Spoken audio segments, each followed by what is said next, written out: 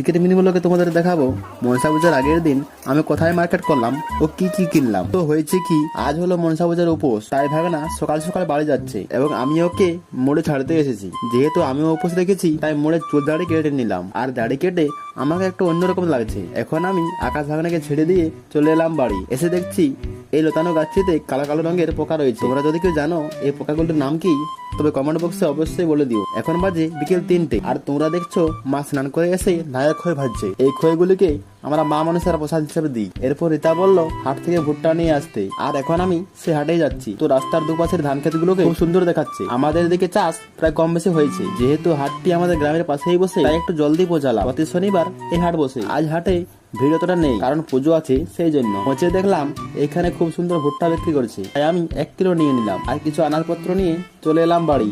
ভুট্টার দামটা একটু চাপাই আছে, আর এই প্রসাদ গুলোকে মা সাজিয়ে দিয়েছে। এখন সন্ধ্যা হয়ে গেল, তাই আমি